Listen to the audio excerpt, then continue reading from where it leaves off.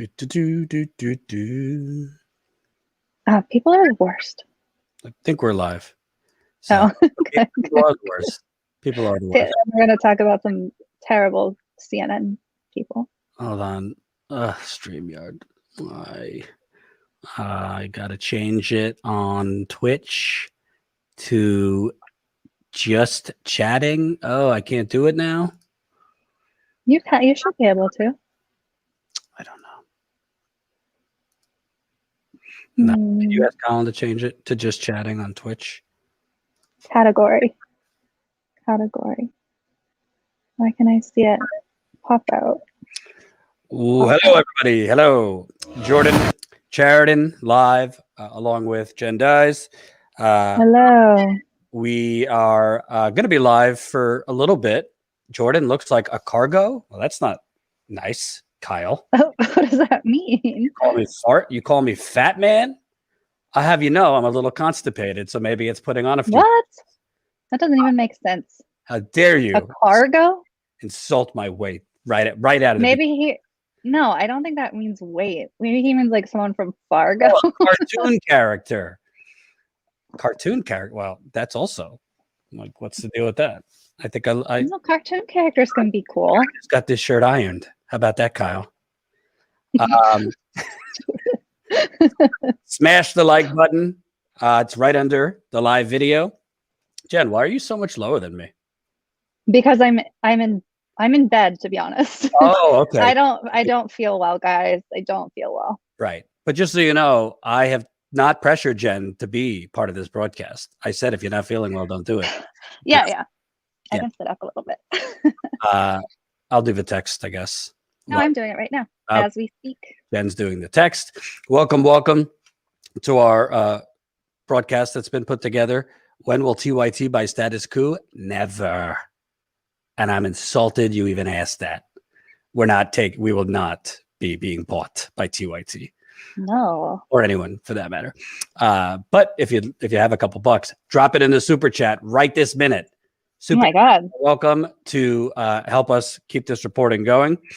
Subscribe to this channel. So we're going to do something today that we wanted to do yesterday because we were live Saturday and Sunday as part of Status Quo's continuing coverage of the Dante Wright protests, now the George Floyd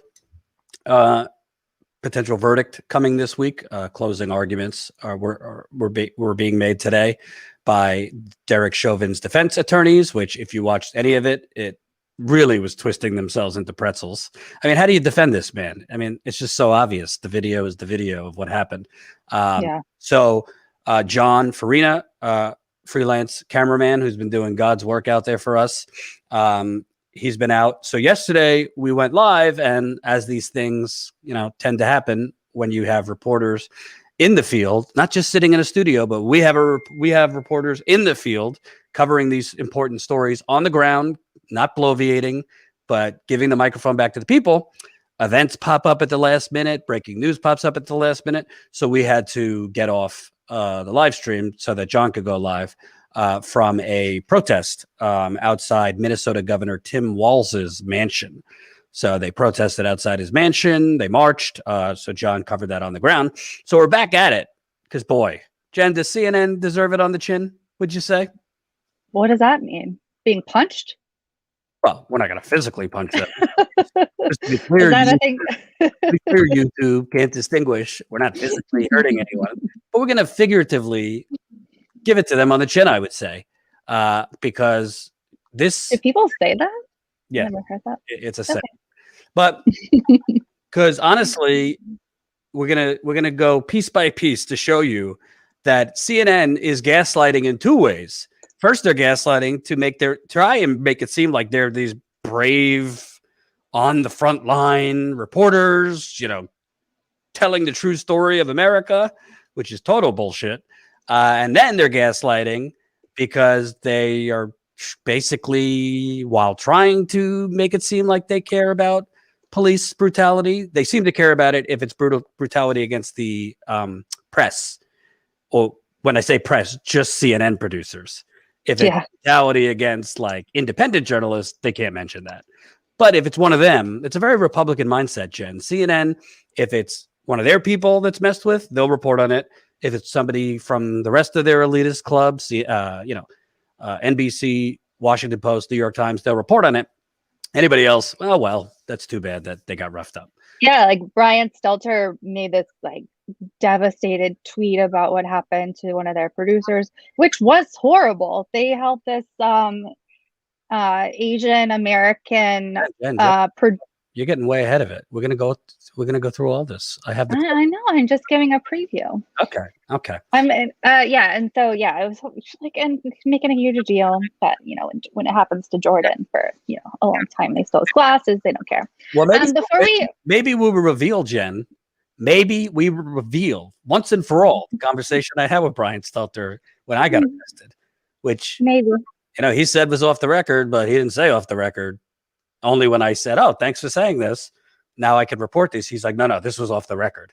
I'm like, "Wait, you're the host of a show called Reliable Sources, but you don't know how off the record works?" So maybe we'll reveal what Brian Stelter told me back then. Oh, by the way, what Jank wouldn't let me report when I was at TYT.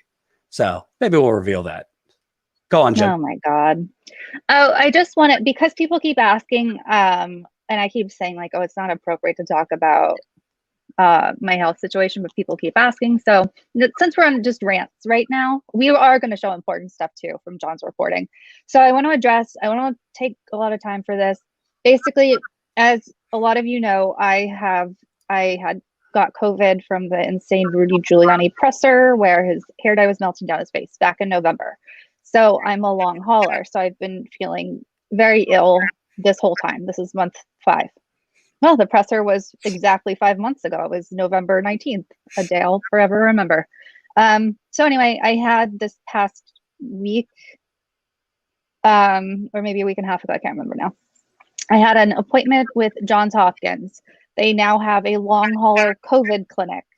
So Johns Hopkins, one of the best hospitals in the entire world.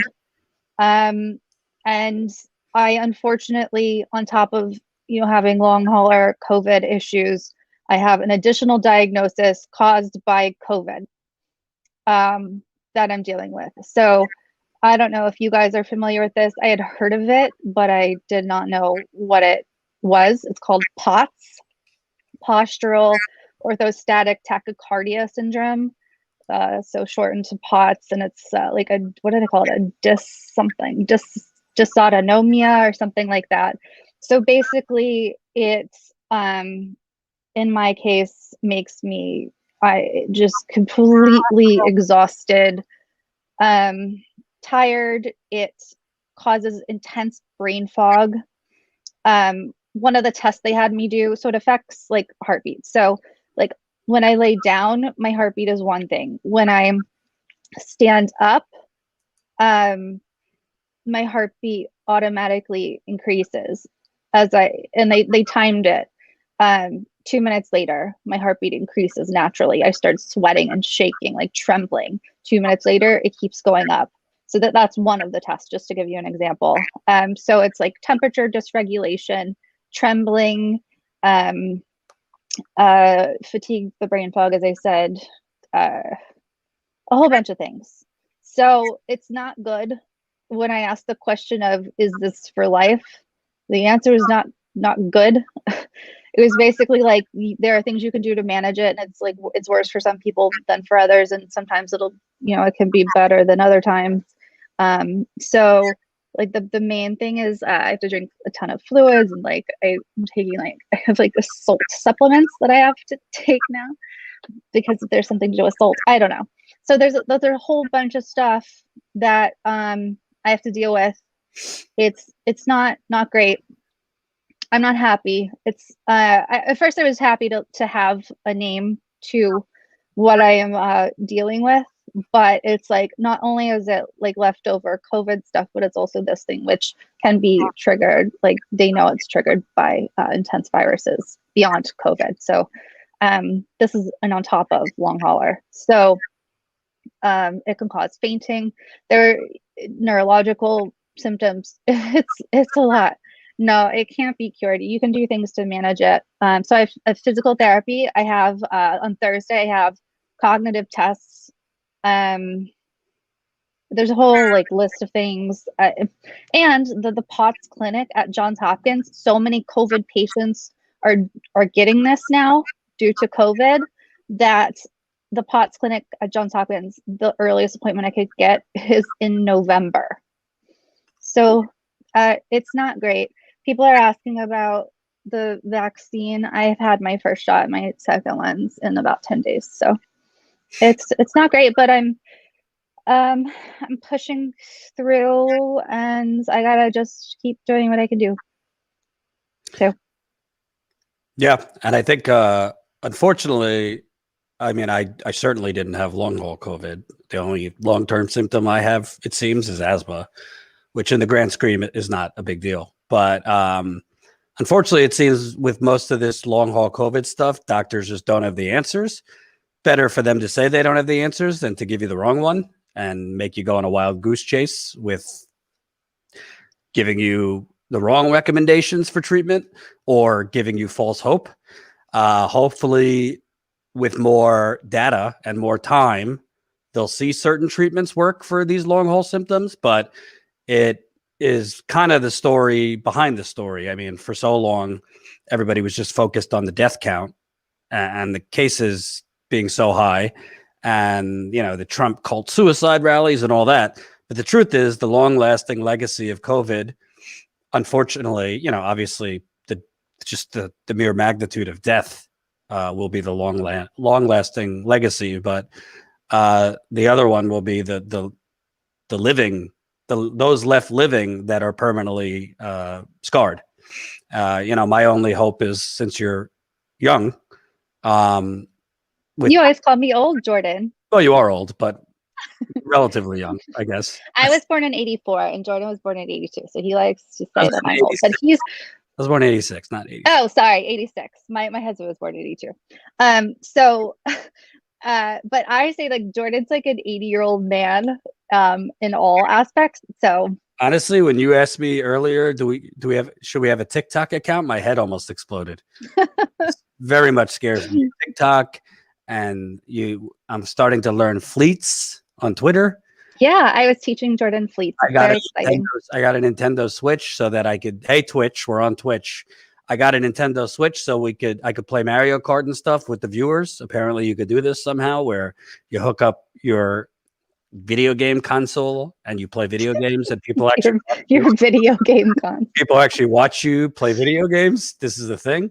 But yeah, I don't know. I don't know how to set up. Jordan's going to talk politics, and I'm going to beat him in Mario Kart because I am pretty good. It's not Mario, it's Mario, but that's a whole other. Okay, you're from Long Island, and people do not say Mario. People say Mario. You got a Switch for Twitch? I don't think I got the Switch yet. I got to get the Switch for the Twitch. Anyway. No. Your Nintendo Switch you need a device that connects it. Right. So a couple public service announcements, because Mario. Take a poll. Do people say Mario or Mario? It's obviously Mario. I do want to get to the headline because we have new subscribers, and I don't want them to think we're just shooting the shit for an hour. So a couple public service announcements. We have this new page that Jen created, which somehow is going to be updated in real time. I don't know how that's going to work, but I do have confidence. Wait a minute. Jordan doesn't know how 90% of the things I do work. Oh, so share screen is activate. Oh shit. I just went away from share screen. Hold on, folks. We're getting there. All right. So there's my screen. Jen, can you see it right now? Yeah. So here is the new member countdown. We'll alternate. We'll have the thermometer too going up. Is it a thermometer? I don't even know. But yeah. So this gives you a more full picture here. So we're really zooming here. I think we've gained 50 paid members in a week, thanks to John reporting on the ground. And he'll be live again tonight. A lot of tensions there right now as closing arguments in the Derek Chauvin trial, continued protests going on for Dante Wright, continued efforts to get the charges against Officer Potter increased to murder. Right now it's second-degree manslaughter. So really, we're pushing for 1900, now. We want to get to 1,900 because then we can start paying attention to that stretch goal of 2,000.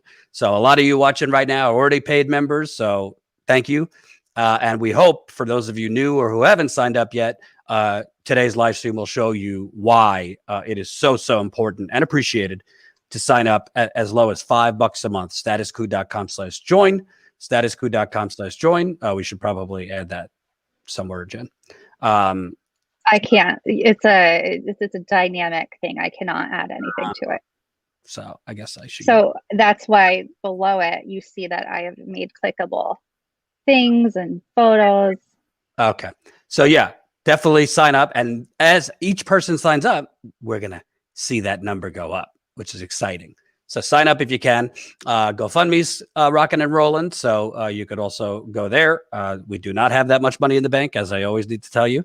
But we've gotten some nice, generous donations in recent days to support John's reporting. And it is. I don't think yours is refreshed because there's been new ones. Oh, hold on. It is expensive to keep John out there. We're going on a week and a half now. So definitely keep it coming and GoFundMe if you have the means. Josh, $10. Thank you. Daniel yesterday, Carrie, Julie, $50, Gene, $50. So definitely keep it coming. So am I forgetting anything before I get to the goods, Jen? No, I don't think so. Just one thing I'll mention is the growth has been phenomenal. People obviously really appreciate this, like raw and real reporting. John's been doing a great job. So welcome to everyone who's new. Subscribe wherever you are. Hello to Twitch. Hello to everyone. Hello to Periscope. Hello. Oh, I did forget. Smash that like button. It's on YouTube. Thumbs up right under the video. The more people that press likes, the more people that will see this very live stream. So I want to get to CNN because honestly, this segment yesterday was just so outrageous and it's just everything you need to know.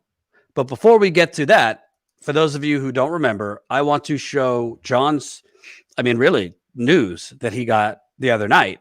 I don't know, 2-3 nights ago, that they were they were stopping journalists and basically saying, show me your papers to journalists, and then taking their photos and storing them in an app. So if you've seen this already, my apologies. But if you haven't, this happened the other night. John got it on tape while he was reporting in Minnesota. They have closed in the press in here, and they are IDing everybody and taking pictures with a cell phone. Right? Put your hat up in the air.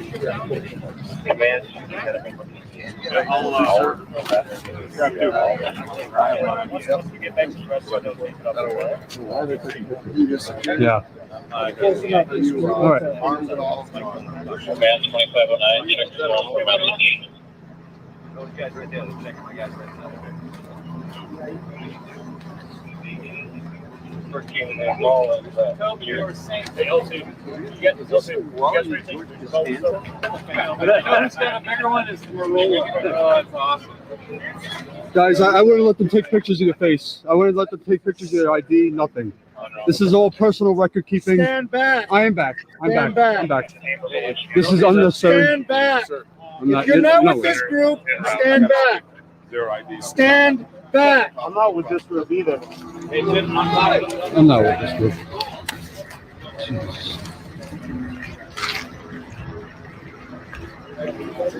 Is that? Yeah. Excuse me, I'm pressed. I can walk. Listen. They need to take your picture. No, they don't need to take. No, that's not how it's Hey, works. Lieutenant. Lieutenant, can I? What is the reason?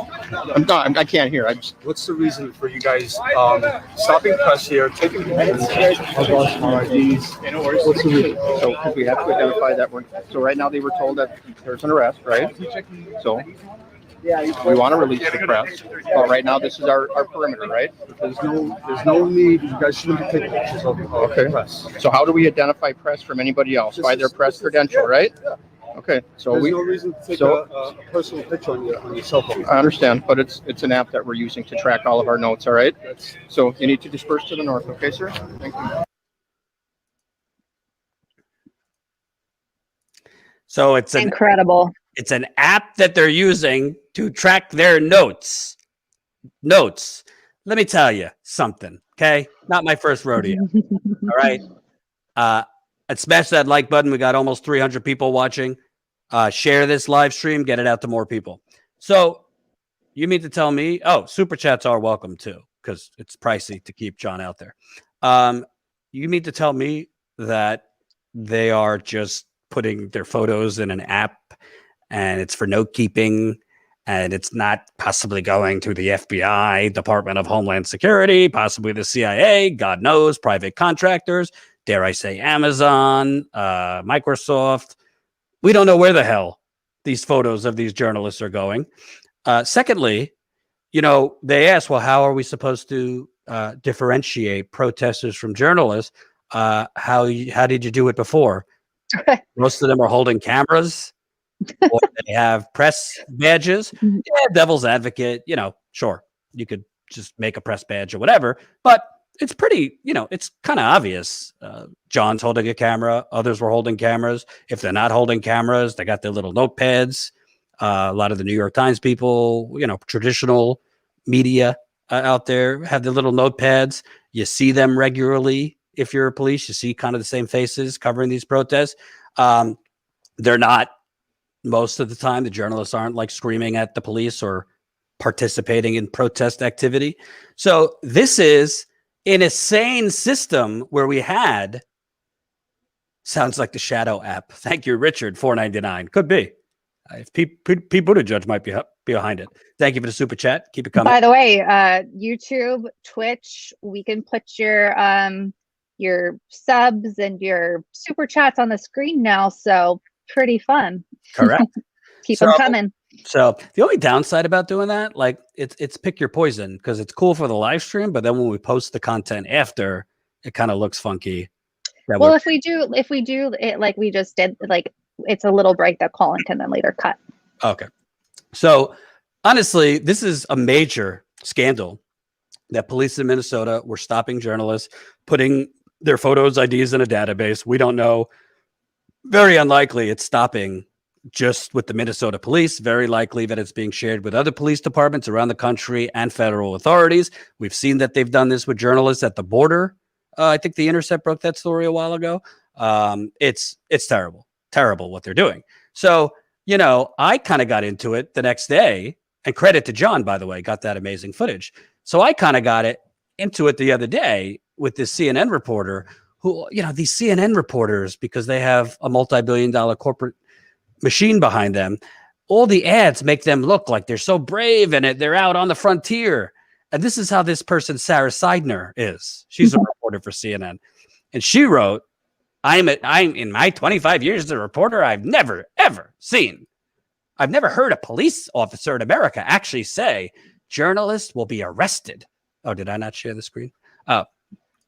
Journalists will be arrested during a protest.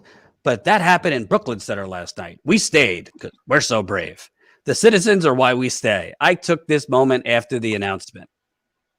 So I guess she has her arm around somebody. I don't know who. So first of all, just a little history lesson for those that you don't know. I was at Standing Rock in 2016 and some of 2017, freezing my little tushy off on the ground, working on a good day, 14 hours a day. On a really bad day, 20 hours a day. I got woken up way too many in the middle of the nights to go cover something crazy happening. I saw Sarah Seidner, that CNN reporter there, mostly sitting in the CNN van. And when she wasn't in the CNN van, I saw her doing stenography for the North Dakota police, where she would literally report whatever the hell the police told her. She was not, I did not see her at most of the real like confrontations, you know, police shooting rubber bullets at protesters, grenades at protesters, tear gas at protesters, beating up Native Americans, freezing water. I didn't see her, and it wasn't exactly, you know, you could see other press there. And the reports she did were extremely slanted towards what the police were saying. which was just bullshit that, protesters are setting fires to cars and protesters are hurling weapons at police and all this bullshit that wasn't the case. Wasn't. At the most, water bottles. Water bottles are being thrown. Not exactly tyranny. So that's Sarah Seidner. And to her credit, she's added these things. She was out covering the George Floyd protests. I think she's covered other protests. So it's not like she's in a studio doing nothing. She is out. But as a CNN reporter, okay, kudos if you leave the studio, but how are you presenting the story is always important, I would say, Jen. So I got into it with her on Twitter. I showed this the other day, but I'm going to show it again for those that missed it. Jen, can you see this? I was sending you something in your thing, but yes, I can see it now. Okay. So, so I wrote back, interesting, considering my cameraman were arrested covering a BLM protest in St. Louis in 2017, and CNN host declined to cover it. We'll get to that a little bit later, I think. So, there's my mugshot. So I'll show that in a bit. So actually, why don't I show the mugshot now? I just sent Jordan his mugshot. Hold on. Hold on. Well, why don't you not show your entire messages? Oh, did that just do that? Yeah. Wow. Oops. And your whole screen. Like, okay. I don't know how to do it. So mugshot will come later. So switch it back to us and then download it and then open it. Okay. God, it's so complicated technology. Hold on. Gonna mug. Oh no, Jordan's gone. Hold on. Well, hold on. In the meantime, go ahead. I will say thank you to. Oh no, I can't. Oops, I didn't mean to put that up. But I'm looking back for this one. Meme Boy, $20 in the super chat. Keep up with your great reporting. Thank you, Meme Boy. Oh no, poor Jordan. So there's my mug. That's my mugshot. It's a source of pride, I would say. And I was a lot skinnier back then. If you no double chin. Oh my God, Jordan. A little thicker hair. But that's when I was arrested in St. Louis for the crime of doing journalism. But unlike CNN, Jen, I was not detained for 5 minutes. I think I was there 16 hours overnight, sleeping on the ground with no glasses. They took my glasses too. I mean, compared to what Black and brown people and indigenous people go through, this was nothing. But compared to what CNN went through, which is being detained for 5 minutes, I'm talking about last year, that CNN reporter who got pulled away for like a little bit, and they ran commercial after commercial. Oh my God, we're on the front lines. We got arrested. He was out very quickly. But anyway, so let's get back to this because I'm going on tangents, and keep smashing that like button. So she says, I'm sorry that happened to you, Jordan, but I did not say that police don't arrest journalists in America. I said I have not heard police announce they are going to do so. Two different things. So I don't know what protest she's been at because I hear it at almost every protest I've covered. Police saying, we'll arrest you if you don't leave, which they don't have a legal right to do, by the way. So I wrote back, bit of a distinction without a difference. I've seen this many times. Unrelated, not that you're CNN's president, but maybe you could suggest anchors stop doing sympathetic play-by-play for the police and emphasize they are committing war crimes, pointing out tear gas is banned in, war. So she wrote, I would call what I said accurate. I don't know which anchors you're referring to. I've not heard what you are saying they have said. What I can agree on is the insane dichotomy that tear gas is banned in war abroad, but police can use it against Americans at home. No, they can't. That's the point. It's illegal, but they use it anyway, and it's been accepted. Only Shama Sawant seems to point, well, Bernie too, has pointed this out and tried to get it prohibited. But even when the Seattle mayor finally caved and said they can't use it, the Seattle Police Department said, screw you, and used it anyway. Same thing in Portland. So I wrote, if and when you get a chance, you should watch back your colleague Don Lemon's narration emphasizing police having water bottles thrown at them while largely ignoring the brute and illegal force they are using on press and protesters. So she wrote, I will do that. But usually he is talking to me and I'm reporting what we are seeing, brutality and all. No, you're not, because I have you on. side by side while John's on, and it is night and day the difference. Yeah. In John's reporting or Unicorn Riot or others, and this sanitized version. So I said, thanks. Then I very much look forward to CNN reporting Minnesota police are stopping journalists and taking pictures of them and their IDs to store in an app. Seems like a pretty glaring violation of press freedom. CNN should be all over. So she said, I don't know, Jen, I took this as took her at a word. I'll be talking about a lot of this on reliable sources tomorrow. Oh, yeah. So Jen, I don't know. Would you say if she's got a couple minutes on reliable sources, would you think, because reliable sources, for those of you who don't know, is CNN's like flagship, like press show. They talk about the media and threats to the media, and Trump is a threat. Fox is a threat. But Stelter takes himself extremely seriously on this front. Right. Keep smashing that like button, by the way. Thanks for the $20. Memmy boy, $20. Keep up with your great reporting. Oh, meme boy. Meme. Excuse me. I'm not down with the tech or the pop culture. So, by the way, I got to make sure I got to track everything. Did we get any new members? Hold on. Hopefully. Yes. No, we didn't. Guys. Oh, we did. Guys. We got a new member. Welcome, Susan. Welcome, yes. Susan. Just signed up. So we are now at, when Jen updates it, we're now at 1,833. 1,833 status quo members, which is super exciting. Hold on. Updating it. So we're going to show you this new technological thing we got going here. Okay. This requires a little bit of math, but I think. So if you see, it says 1,832 right now. Okay. It should be updated in real time. Hold on. Oh, wow. That's 1,833 members, 67 more to get to 1,900. So keep signing up. Statusquo.com/join. We also have some new clips to show from John's on the ground reporting. So stay tuned for those new clips. And hey, guys, for the rest of you, wouldn't you like to see it dynamically update with your membership? Exactly. And statusquo.com/join. We also have John interviewed Dante Wright's best friend, which was really powerful and sad. So we're going to show that. So let's get to the rest of this. All right. So Sarah Seidner says she's going to go on CNN and tell a lot of this. I don't know, Jen. I think the most important, they're on for whatever, 5 minutes, kind of relay that police are asking journalists for their papers, snapping their pictures and putting them in an app where we don't know where the hell the information is going. In that app, it could be going local authorities, federal authorities, CIA, FBI, Department of Homeland Security, U.S. Marshals, private contractors, private companies. Honestly, we have no idea where this is going. It's kind of, if you're, I don't know, the host of a show called Reliable Sources, I don't know, maybe should be the lead story, in my view. Let's see. We're going to just stop and start here. CNN's show.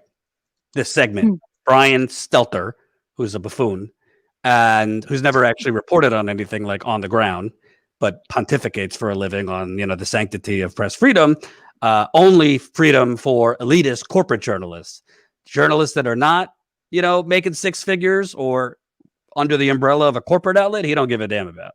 So let's play some of this right now. Have been symbolically and literally in between protesters and police, working to tell the story of unrest there without getting caught up in the action. There have been cases of reporters harassed, assaulted, even arrested in Brooklyn Center in the last week, and there are real concerns about how police are treating journalists there. On Tuesday, CNN producer Carolyn Sung was thrown to the ground by state troopers and zip-tied, even though she kept identifying herself as a journalist and showed her credentials. Sung is Asian American, and she kept speaking in English, but still a trooper yelled at her, "Do you speak English?" She was put on a prisoner transport bus. She was searched. She was ordered to undress, and she was ordered to put on an orange uniform. And then, after more than 2 hours, attorneys were able to intervene and secure her release. These details come from this letter that was sent last evening from dozens of media outlets sent to state authorities calling for change. So, gonna stop it right there. Goes without saying that is horrendous. What happened to that CNN producer? I don't care if she's CNN or independent. That shouldn't happen. Particularly asking, "Do you speak English?" Even though she's. I don't know where she originates from, whether she was born here or abroad. But she speaks English. She was speaking English. So why are you asking her if she speaks English? Yeah. When she's speaking English, apparently, from what I read, they put their hands in her shirt or touched her bra or something outrageously invasive. I mean, technically, like I would say assault. So, we're not belittling what happened to her. That's terrible. But it's very interesting. Brian Stelter, the first example and the only example in that segment, he mentions a CNN producer. Well, here's a little story, a little bedtime story for those home. I was arrested in 2017. Okay. And with Ty, my cameraman back then at the Young Turks. He was with Status Quo when we started. And we spent the night in jail. I think I got out like 3:00 the next afternoon. It was pretty terrible, actually. So I got out, and maybe I was a little naive. I said to Jank, like, what are we going to do here? Let's sue the St. Louis Police Department. I didn't do it. We didn't do anything. We were covering a protest. They took a highway in St. Louis. We were covering it. We weren't with the protesters. We didn't organize it. We didn't coordinate. We just covered it. And when I got out, I said, let's sue the St. Louis Police Department. And Jank was like, yeah, we'll do it. And of course, like many things with Jank, he never did. So then I reached out to Brian Stelter. Maybe I was naive. I thought at least maybe CNN would pick up, because it's like journalists shouldn't be getting arrested and thrown in jail for 17 hours. My cameraman, who's black, they put real cuffs on him as opposed to zip ties on the rest of us. Real cuffs hurt compared to zip ties. In the heinous things I saw in the prison, I wanted to report. And, we were talking in a Twitter direct message, which I guess in Brian Stelter's world is just automatically off the record. But in my journalistic world, everything's fair game unless you say off the record. And by the way, you have to agree it's off the record. Like, you can't just say off the record and then it's off the record. The other person has to agree it's off the record. So that didn't happen. And he basically told me, before he retroactively said this is off the record, he basically told me, that's horrible, but we don't really cover, stuff outside of mainstream press. Like, that's literally what he told me. So I said, okay. So I basically said, okay, so if Washington Post was put in jail for 17 hours or, CNN or a local outlet, then it's an infringement on freedom of the press. But if it's kind of like a up and coming journalist, a freelancer, the Young Turks was technically independent back then. I don't know about now, but they were a big name. I think the Young Turks was a big enough name that it should have been covered. The U.S. Press Freedom Tracker covered it. A couple smaller places covered it, but he basically gave me this totally elitist answer that, we won't touch it if you're not like at our cocktail parties. That's basically it. Jen, is that how you take it? Sorry, what did you say? I was looking for your picture of you and Ty in the jail. Sorry. Well, I was saying he basically said to me, we won't touch it because you're not part of our, cocktail parties. You're not part of the mainstream journalist club. Yeah, that is just, it's not surprising from someone like him, but then you haven't shown his tweet yet, his performative, like, oh my gosh, I cannot believe this attack on press, like whatever. And then I sent it to you. I was like, this is really nervy considering how he treated you, essentially. That's how these people are, though. They are not consistent. They don't actually care about, journalistic freedoms.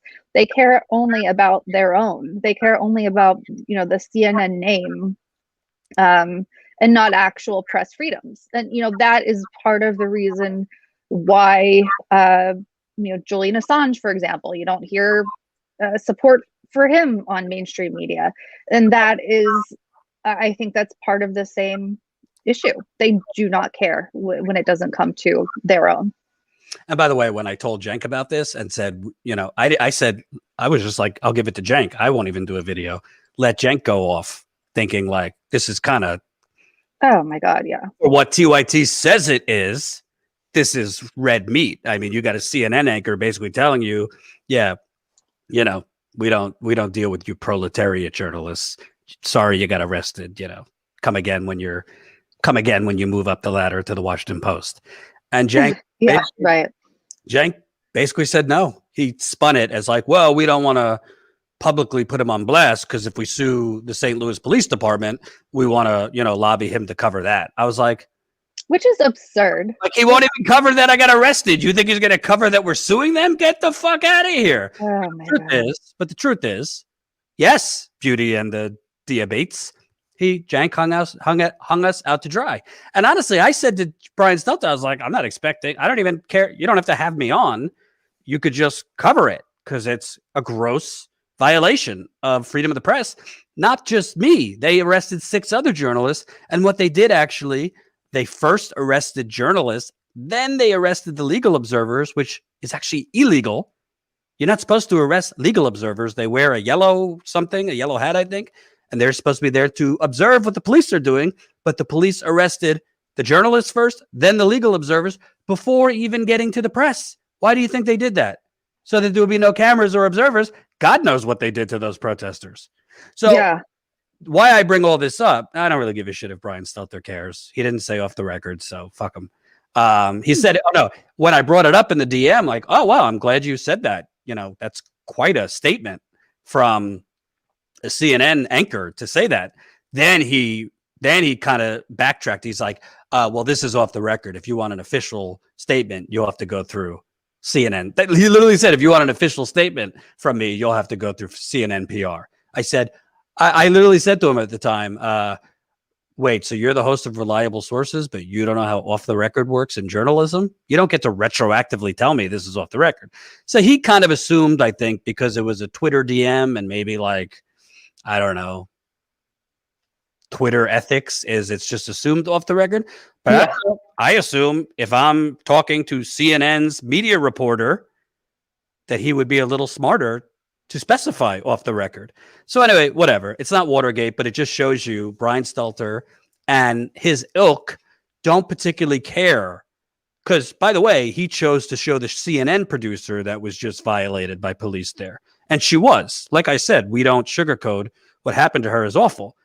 In this segment, you will see he doesn't show the independent journalists that are bleeding from their legs from rubber bullets.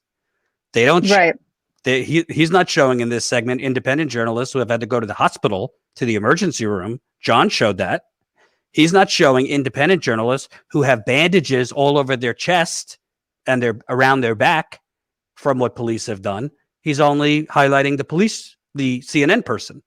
And the point is, all of whether it's CNN or Status Quo or somebody we've never even heard of, if they're performing journalism, it should be highlighted that police are doing this.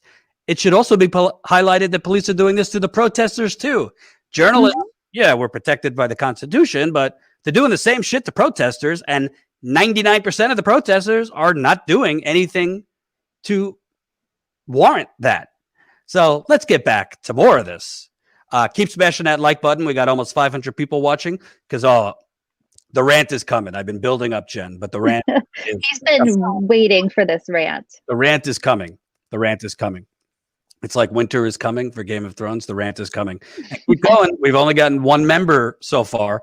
John, do what's in statusquo.com/join. John's going to be live again tonight. So we need to grow our membership while we're out there. So let's keep going here.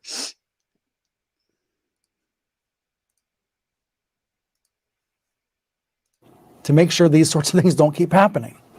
You can see the headline there from USA Today about police rounding up journalists, forcing them to the ground, taking pictures of their faces and press credentials. Now, as of Saturday night, as of Sunday morning, the police are vowing they will not do that again.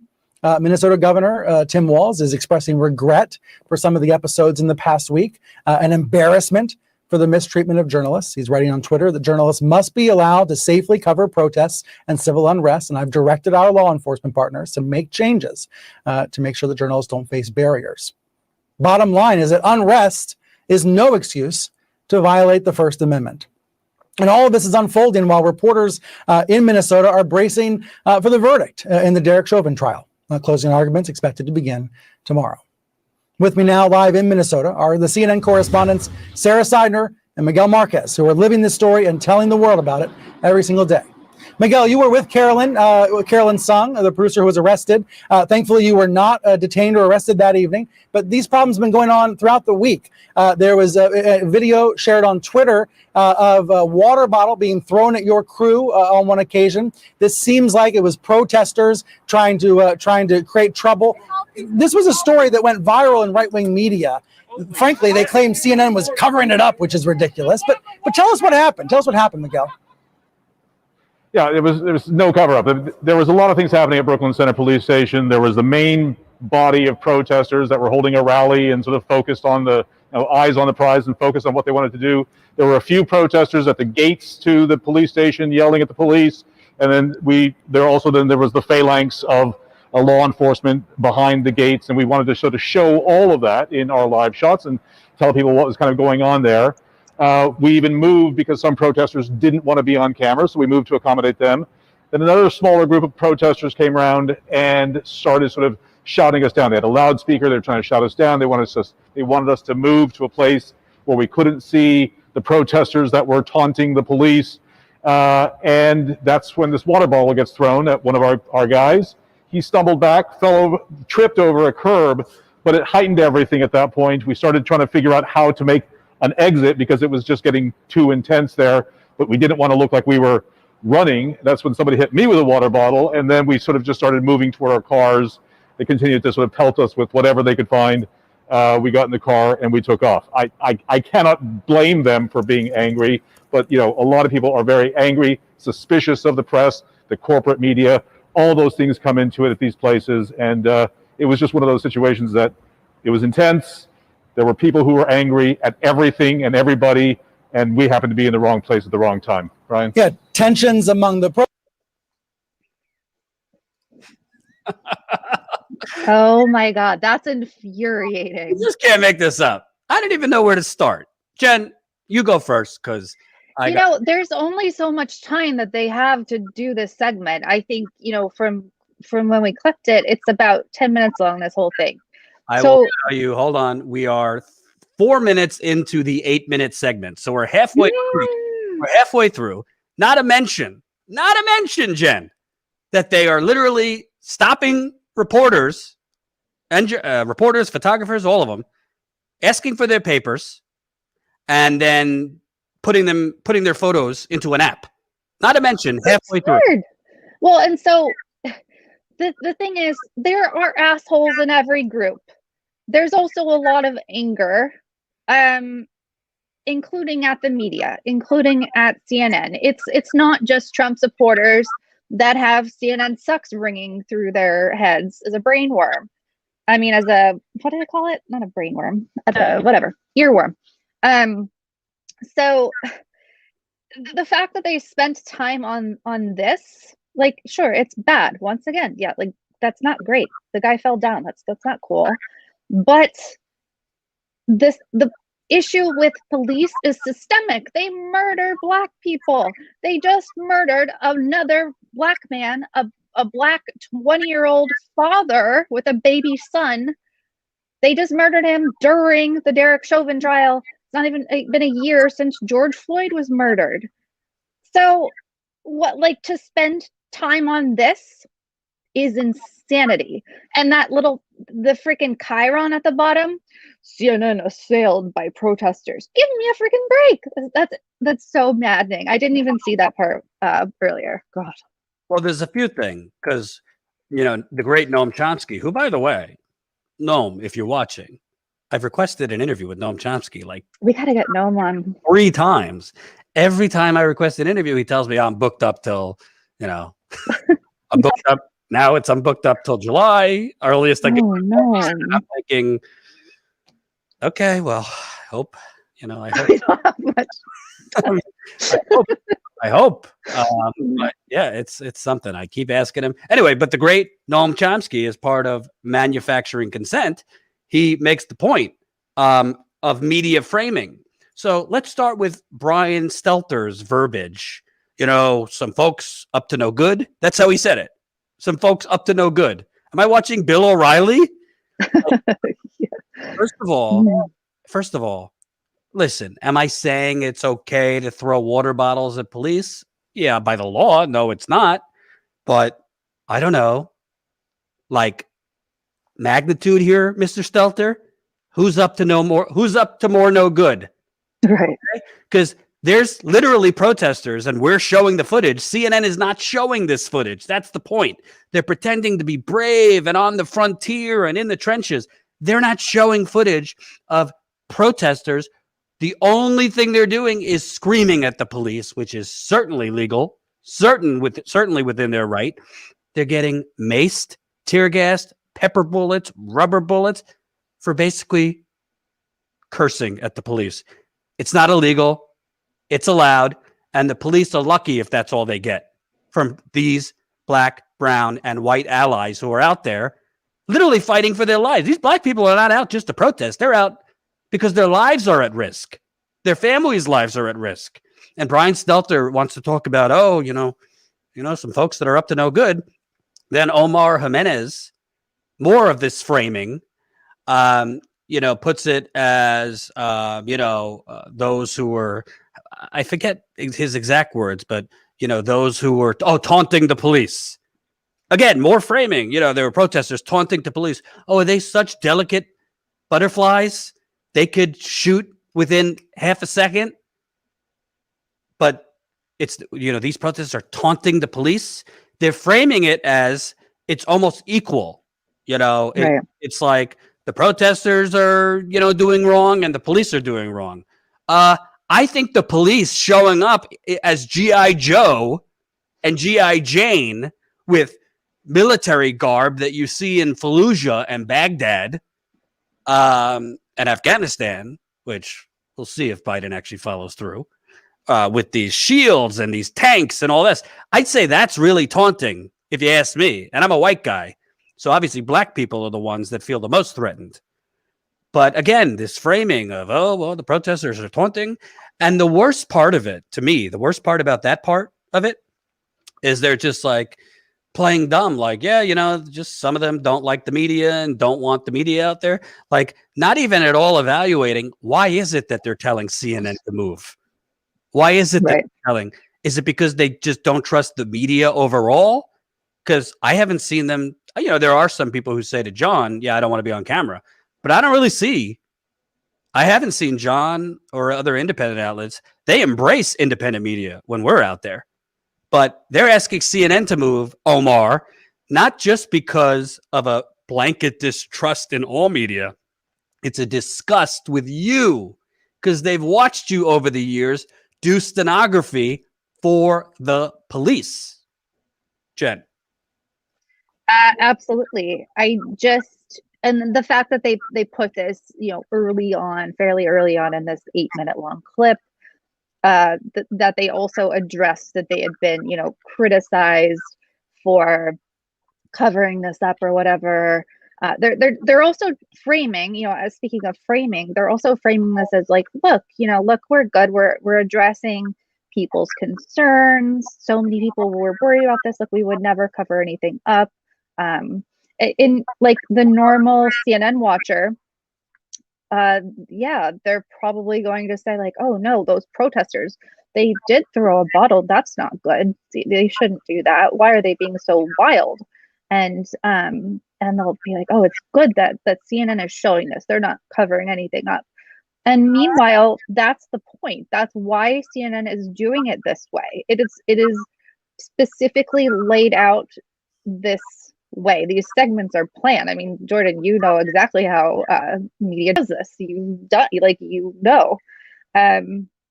So it's very thought out, planned, done specifically, and it's disgusting and horrifying, and it's infuriating as people status quo, we always say like raw and unfiltered. That's what John is doing. He's showing exactly what's happening on the ground at great risk to himself, by the way. That's not what CNN is doing. He's not standing off in the back, having a producer go get people for him like Sarah Seidner is. I don't know. This clip is just insane, and there's plenty more insanity to come in this clip. And by the way, we're not even halfway through. Well, we're only halfway. It gets worse. It gets worse. But the framing is just ridiculous. And frankly, again, it's all selective. Let's highlight the CNN producer that was wrongly treated. Let's ignore all the independent journalists that are being shot at and being arrested and not let go. There's been journalists kept in jail for days at some of these protests. Let's not talk about, I was told, I actually called the Lawyers Guild of Minnesota just to have a contact in case, preemptively in the event that John was arrested. We didn't want to be scrambling, so I wanted a contact. They told me that literally they're putting journalists on buses and leaving them on the buses for hours before even taking them to the jail. So, this is all, by the way, during let's not forget this is a pandemic going on still. Yeah, people are getting vaccinated, but everyone's packed.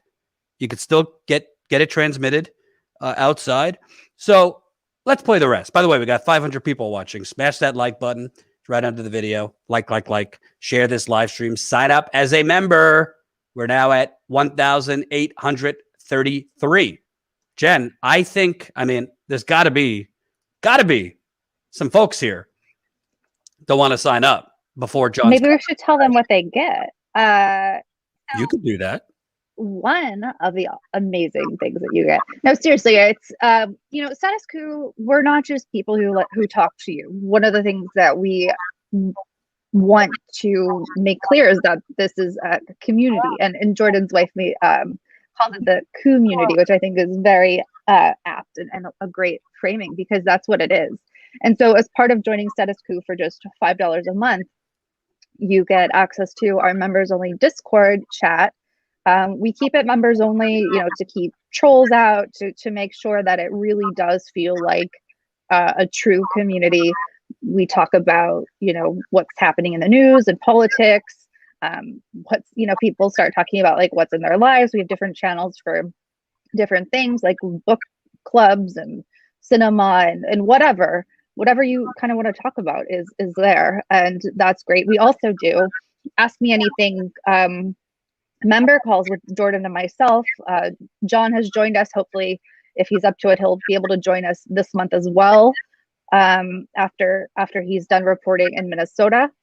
So you get a lot of value. We do behind the scenes content, behind the scenes videos, video diaries, what we're really thinking, what's going on. And it's a lot of value packed. We have plans upcoming. So it's just $5 a month, which for some people you might think, oh, $5 is going to help them. It definitely does. And that's why, right now our short-term goal is reaching 1,900 members. And then our little bit of a longer term goal is 2,000 members. And that makes a huge difference for us as a small startup who we're only accountable to you guys, the viewer. So statusquo.com/join, and you will love it. It's great. You'll be supporting something incredible. You'll be part of something. You're the reason John is there capturing this footage, interviewing people like Dante Wright's best friend. And wait until you see this clip, which we will show later. You're the reason why Jordan and I are breaking stories on the Flint water crisis. Without you guys, we couldn't do that. So join us, be part of the community, statusquo.com/join. Indeed. All right. Now let's get to the rant portion of the program, because we're going to play the rest. We're going to play the rest of this because it's just so obscene. The manufacturing consent for the police. Really, that's what this is. Let me play more of this.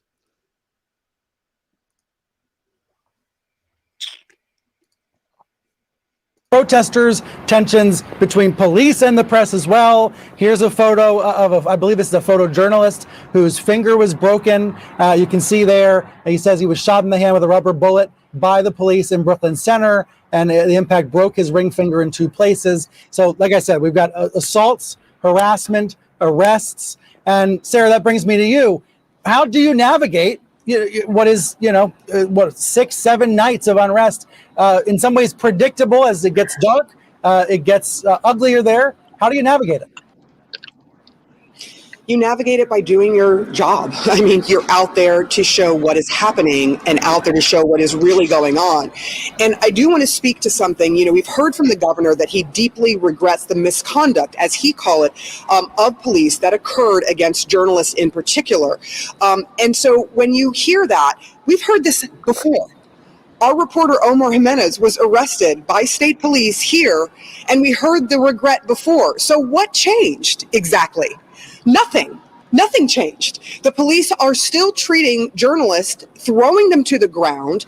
The fact that they asked Carolyn Sung, who is an excellent producer, who cares deeply about the stories that she goes out and covers, the fact that they were asking her after throwing her to the ground, do you speak English? What does that tell you about the mentality of the police that grabbed her? It's not okay, and it should not be a regret. It should stop. It should change. Now, what they're doing to the journalists, they are also doing to some of the protesters who had nothing to do with the violence as well, and we should speak on that as well. So when you have these situations where you're in what is called a kettle, where police basically surround everyone, so no matter.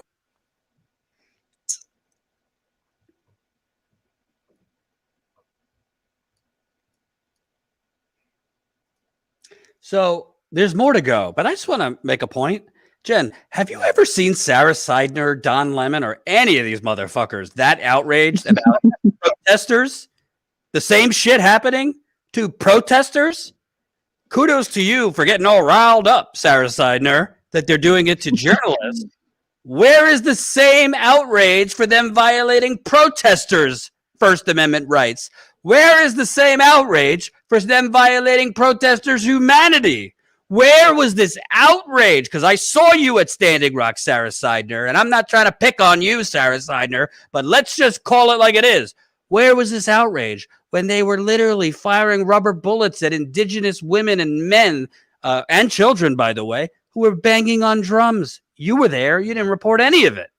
Where was this outrage when they were literally point blank range tear gassing people at Standing Rock? I've never seen them say, what's changed about protesters. But when it was their producer, again, horrible what happened to her. Or when it's their reporter who was arrested last year, again, not exactly detained for 17 hours like me, but still wrongfully arrested. They're outraged. But when it's actual living, breathing human beings, working class people, some might even watch CNN. They don't give a damn. They don't report it. They just talk about protesters are throwing water bottles at police. They don't go up close. Brian Stelter showed that tweet. I could promise you, because I literally have CNN on while I'm watching John's stream. And I'm not just watching John's streams. I'm in and out. I'm doing the live chat. I'm pushing out clips. I'm doing all these things. I'm trying to see if there's something I could find out for him that he can't find out in the moment. There's no comparison between what CNN, let's throw an MSNBC to that too, is showing and what we're showing. It's night and day. CNN is always seemingly like just a safe distance away from where people are getting brutalized. By the way, you don't see this. They also have security around them, these corporate outlets. We certainly do not. And I'm not, whatever, they got the money to have security. That's great. I wish we could have security. But I have never seen this kind of outrage from a reporter that they're doing this to unarmed protesters, that they're doing this to protesters who are not hurling anything at police, that they're doing this to protesters whose biggest sin is yelling at the police. Did you see that, Jen? What? The protesters yelling at police? No. Have I missed the reliable sources interview where Sarah Seidner showed that outrage for them doing that You have not. to protesters or just black people in general? They don't care, and that's the framing. Again, going back to that, and I think further along in this clip, we'll see another example of the framing, of blaming it on the protesters. And and when we get to that clip, I'll have a lot to say, or that section of the clip. So let's finish this off because now I'm really going to explode. Keep signing up. Statuscoup.com/join. Statuscoup.com/join for $5 a month. Here we go. No matter which way you try to leave a venue, you're going to face police. You're going to be face to face with them. They can either let you go to your car or let you go back, or what they were doing was literally jumping out and snatching people and throwing them to the ground. Now, the other converse side of this, of course, is that police were in a situation at one point where they were getting things thrown at them and they reacted. But the way that they're reacting seems to be extreme compared to the things that are happening to them when they're in full riot gear.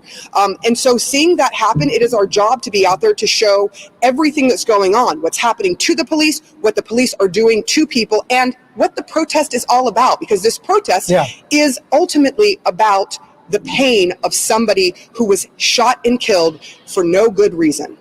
And Sarah, you were, there was this.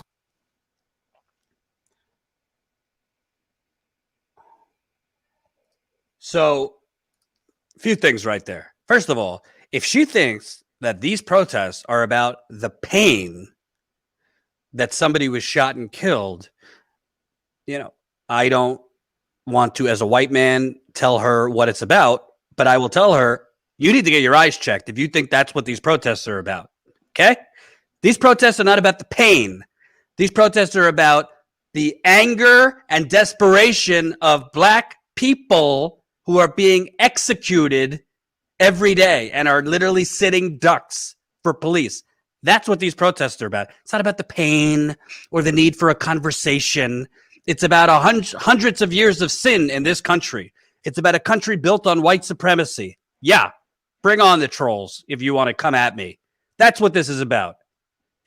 John had footage of somebody today saying, I don't know what justice is. Literally. A raw, real answer. I don't know what does justice look like.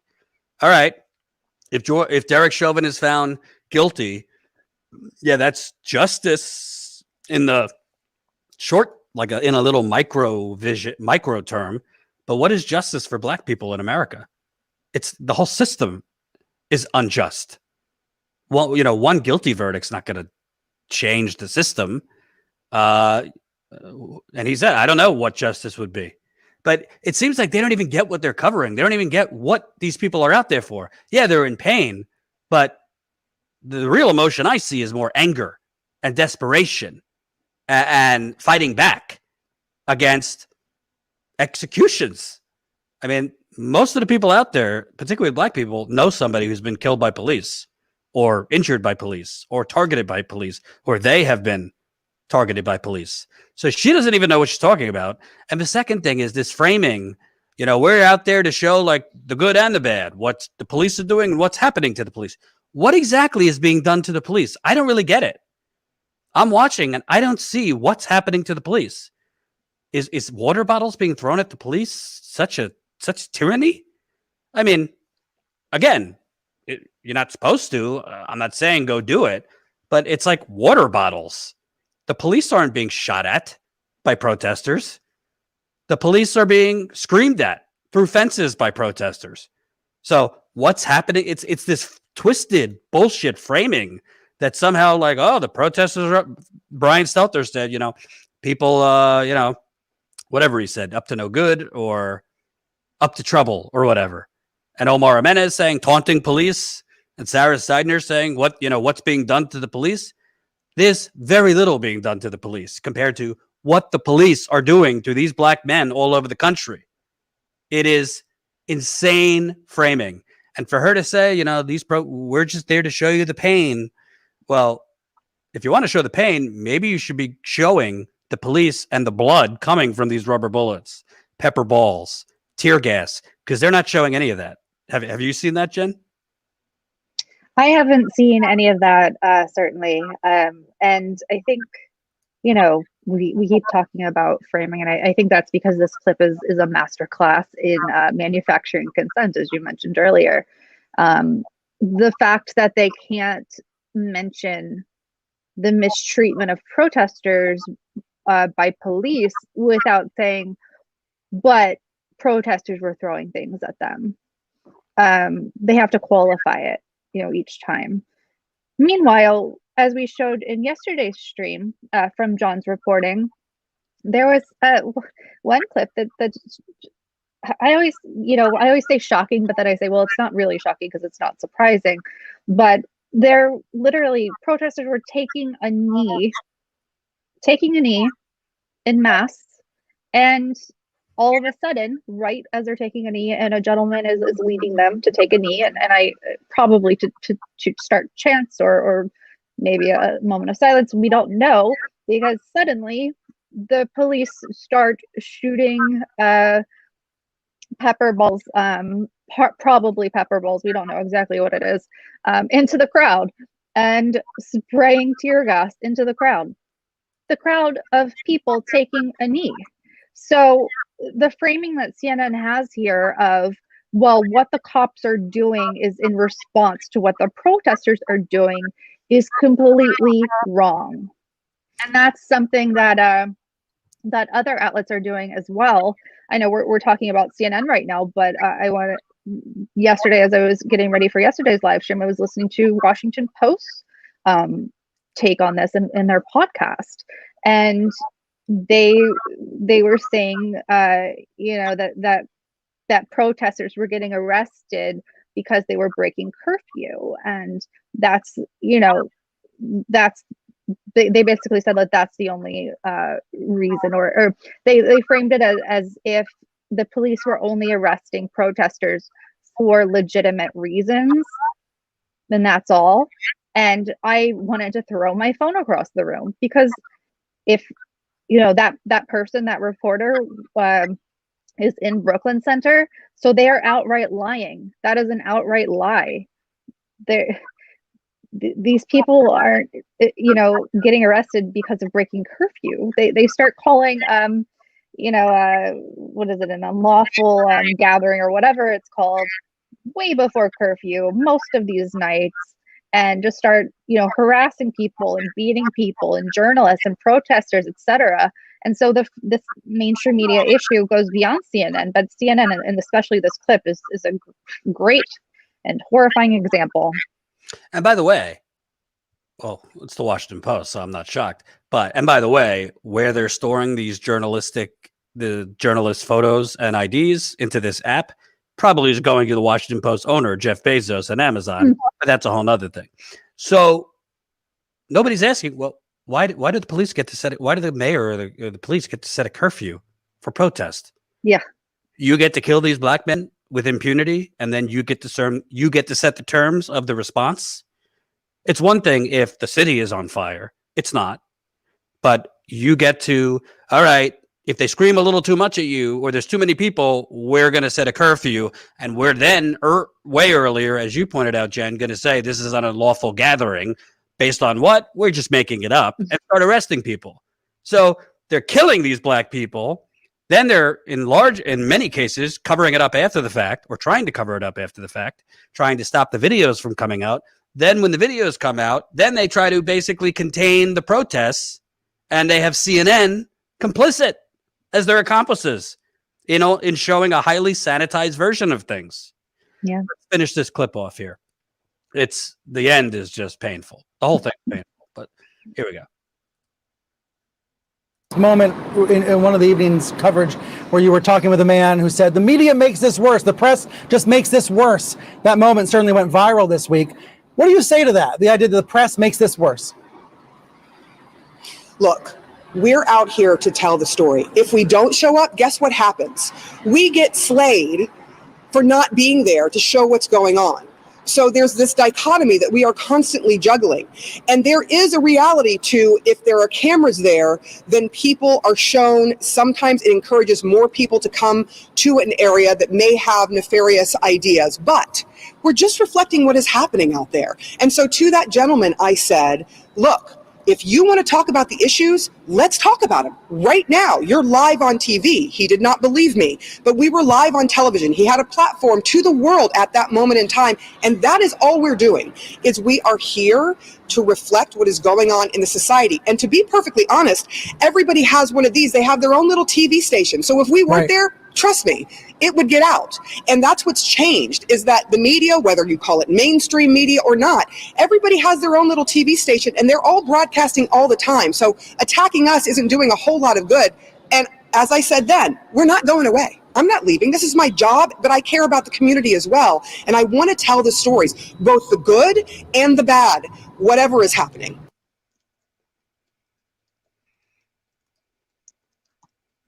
Okay, time for my glasses to come off because I'm going to go fucking nuclear. That one, yeah. Mhm. First of all, Miss Sarah Seidner, number one. Again, with the framing. Oh, people, if people see it on the news, more people come with nefarious intentions. What are you, writing a police press release? Nefarious intentions. Yeah, the nefarious intentions of wanting to scream because they are under attack. The nefarious intentions of wanting to scream and dare, God forbid, get up in the face of a police officer through a fence, by the way, because the police are separating themselves through fences, because day after day, hour after hour, Black people are being murdered all over this country. Those nefarious intentions or the water bottles? Which one are you talking about? Secondly, and I have to put my glasses back on for this, because this shows either the elitism of CNN or the complete fucking cluelessness of CNN. Oh, everybody's a journalist because they have a phone. Everybody's a journalist because they have a phone. Let me show you YouTube. I'm going to save most of this for another time. But I've had a little conversation with YouTube recently. Because YouTube, which we might be further throttled for this, but I don't really care. YouTube has been taking down videos from Status Quo, just taking them down. Of our coverage. They took down our live stream from the Capitol attack, historic. John got that footage. I think it had hundreds of thousands of views. CNN, MSNBC, New York Times, Washington Post, BBC, Showtime, ABC, NBC, CBS, domestic. Australia, Japan, France, like a lot of these, so many outlets picked it up.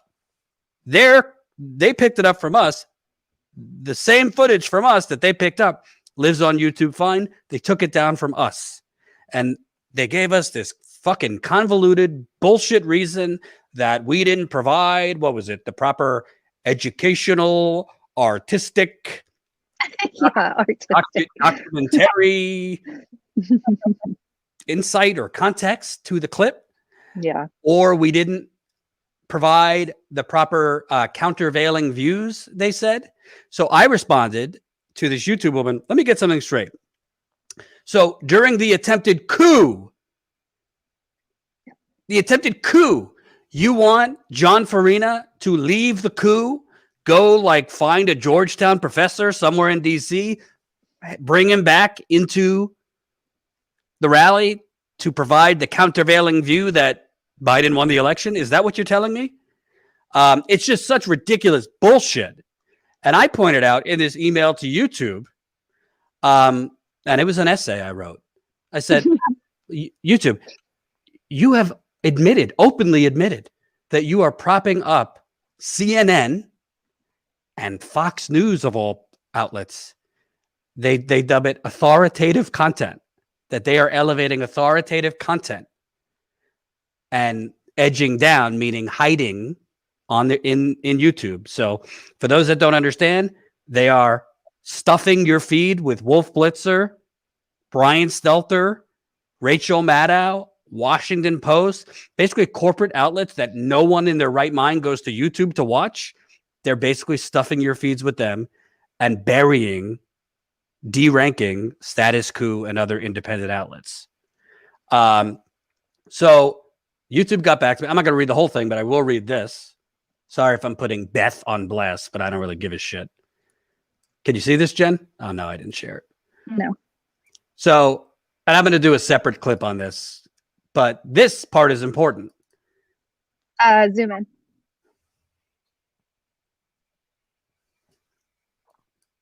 Can you see? More. I guess it's fine if you read it. Finally, while our efforts to raise authoritative content do mean there are mechanisms to highlight certain news organizations, they're admitting it right there. They're admitting it right there. we are raising authoritative content like CNN and Fox News, which they said CNN and Fox News on their blog, not here, but on their blog. That's who they're describing as authoritative. We remain committed to working with the entire journalism community, including independent journalists. So right there, we are raising, quote, authoritative content. We do have mechanisms to highlight certain news organizations. That's a highly sanitized way of admitting, yep, we're stuffing your feed with CNN, Rachel Maddow, and the rest of the corporate media, and they leave out, we're burying borderline content, i.e. independent, non-corporate outlets that aren't owned by AT&T, which CNN is. By the way, AT&T got a massive tax cut due to Trump and then laid off a quarter of their workers. That's who owns CNN. So it's outrageous because she's either clueless because she's got her cushy CNN job. Technically, we're not all news stations because we're not all able to be seen equally. Okay? So if you go out tomorrow and you get footage of something, doesn't necessarily have to be a black man being killed. I mean, if you try to start a YouTube channel tomorrow, I mean, people ask me, Jordan, it's like, Jordan, just graduated college. You have any advice? I don't even know what to tell them because we're fucking struggling to figure it out because YouTube's trying to bury us. But Sarah Seidner saying, don't pick on CNN. Anybody, if you don't like how we do it, you could do it. No, well, technically, yeah, you can, but you're not going to. I mean, you have literally big tech burying your content. Am I wrong, Jen? You're correct. You're absolutely correct. Yeah, and I don't know what the answer is except what we're doing, which is making sure that we're actually building our own business through membership, and that's why we're doing that, because we know that we can't rely on YouTube forever. We're using YouTube for all it's worth in reaching people, but in the end, it is what it is. And Jordan's holding up his artistic sign, statusquo.pub/email. So get on our email list, because if we have your email address, we can tell you where we're going. If YouTube kicks us off tomorrow, we can say, hey, you guys got to come watch it on our website, or you guys got to come watch it XYZ. Statusquo.com.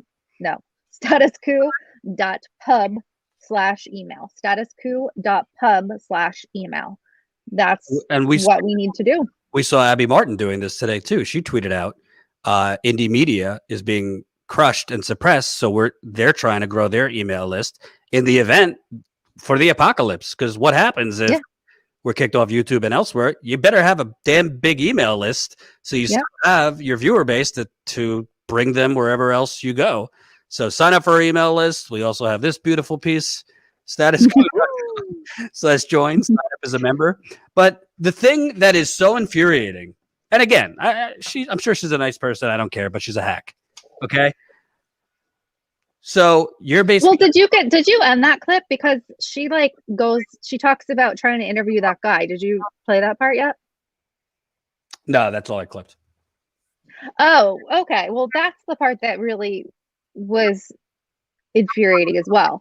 So at the end of this clip, you saw it at the end of the clip that Jordan just played. She's interviewing a black young man, and she starts telling Stelter, she's like, so protesters are complaining that we don't cover them, but it's, when we do show up, I gave this guy a platform, and he didn't and he had his chance. He could have said anything he wanted to. I told him we were live on air.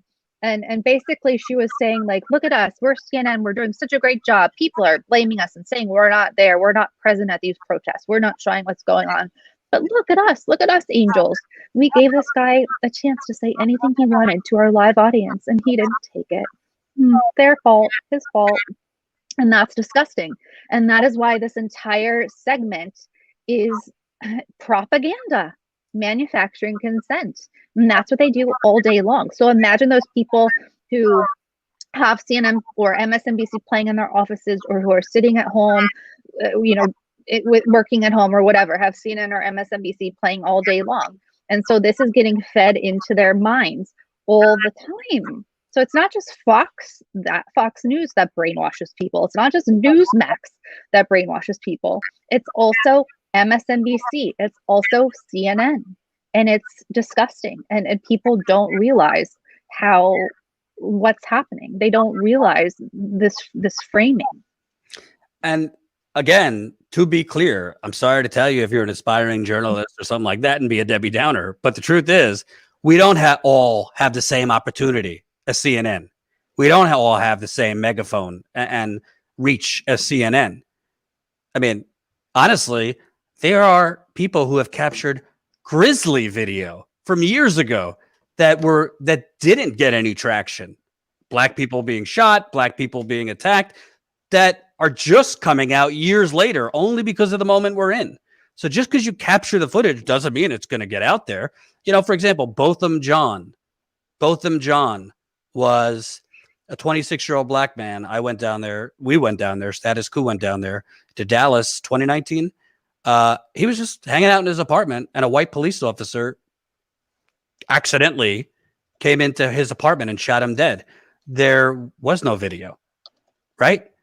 But if there was video, I don't even know if, you just don't know with some of these what's going to pop and what's not. Because for every George Floyd and Dante Wright, there's a lot of other people, amateur, not even journalists, just community members who have got footage that it didn't take off, that it didn't go viral, that we don't know certain Black and brown people's names who are no longer with us. So besides being dishonest, she's just clueless. And again, bringing this back to the beginning of this conversation, Jen, she said in our Twitter exchange, because I got into it with her on Twitter, oh, yes, I'm going to be talking about a lot of these things, unreliable sources. Mm. Well, you left out the most fucking important thing.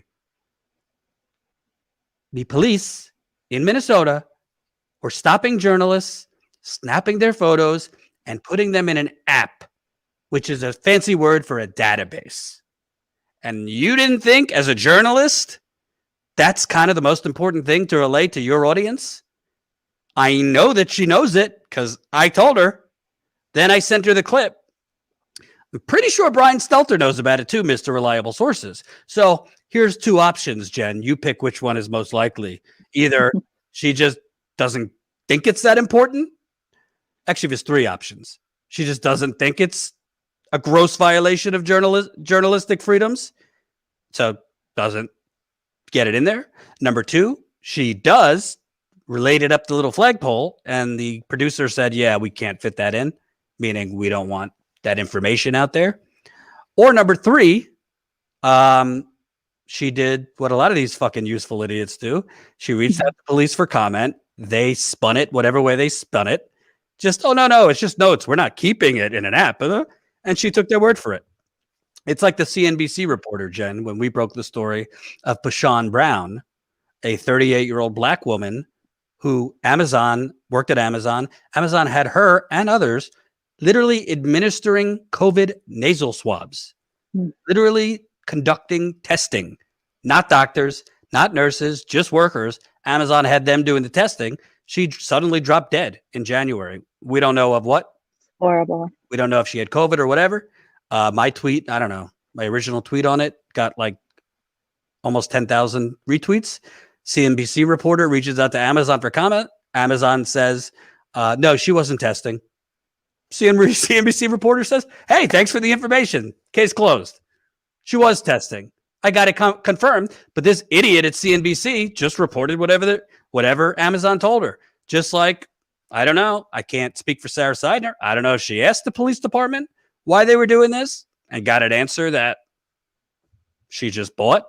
But how do you, during 8 minutes, and for 3.5 of those, I think was her, how do you not report that the police were stopping journalists and storing their information in an app? How does this happen? You either have terrible news judgment or you're part of covering thing. We always say at Status Quo, we cover what the corporate media covers up. And I think a lot of people think that, oh, Jordan, nice line. No, I'm telling you, they cover shit up. And this is an example, Jen. Absolutely. And I wouldn't last a day there because I could never. How can you know that these things are happening and not say something? And you talk about knowing of her reporting at Standing Rock. How can you know that Indigenous people are being mistreated and violently so and not report that? How can you know these things and not tell people if you're a journalist? I don't know Sarah Seidner. I don't know anything about her really, but I don't understand people, and that's what I always say. I try to understand. I try to get into the heads of people and try to understand the psychology of people, and I literally cannot understand how people make these decisions. And how could you not? How could you not? The truth is, and I'm not defending her at all. It might not be her decision. It's part of the structure at CNN. You're only able to tell so much. And what's really disgusting about the whole thing is there's multiple things. Number one, multiple times, Brian Stelter's framing, the Mail reporter's framing, Sarah Seidner's framing, that there's almost like an equal violation here. Police are doing bad things to protesters. Protesters are, taunting and causing trouble, as Brian Stelter said it. And Sarah Seidner, nefarious intentions, I think was her phrase. She used the word nefarious. So that's number one. But number two is she keeps saying, we're just here to tell the story. But you've told 10% of the story. CNN, let me tell you something. We have one cameraman out there who's doing an amazing job. They have probably, I would say, 10 to 20 cameras out there. 10 to 20 camera people. They have producers on the ground. Oh my God, I would die and go to heaven if we had one producer. They could show so much more than we could show, or Unicorn Riot for that matter. This is crazy because they just do a couple of minutes of clips or interviews. What do they have all those people for? Right. So they have so many more resources, so they could be showing so much more. And by the way, I'm not saying listen, if a protester throws rocks at a cop or water bottles, you could mention it. But this framing that it's somehow equal, this framing that they're out there because of the pain. No, they're out there because they are literally sitting targets and they're angry and desperate and demanding change. And it's just disgusting. The whole thing's disgusting. And I got to tell you, if you're a true independent journalist in America, you're up shit's creek. For example, if I get arrested again, hope my wife isn't watching. CNN ain't going to do anything about it. They're not going to cover it. I don't think the Young Turks would either. They'd probably cheer it on. No. If we're lucky, others in our sandbox would cover it. But it's not like CNN, if I was wrongfully arrested or John is wrongfully arrested, are going to be leading the charge against it. No. It's just it's essentially like the wine moms and the resistance crowd. It's the same thing because most of these CNN journalists are kind of that upper middle class suburban white person. That's really what the CNN, MSNBC anchor is. They're wealthier even than the upper middle class wine mom, but they're kind of part of that suburban white professional class group that has been really, really moving to the Democratic Party.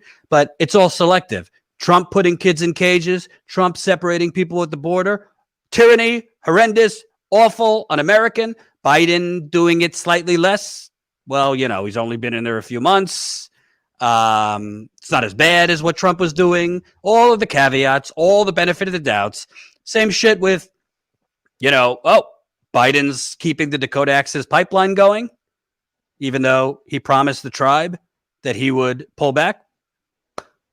Barely a mention in the media. Oh, yeah. Biden not blocking fracking on public lands like he said he was going to do. No, well, he speaks really well and he's nice. And oh my God, Major, Worse. isn't that Major Biden the darndest thing with biting?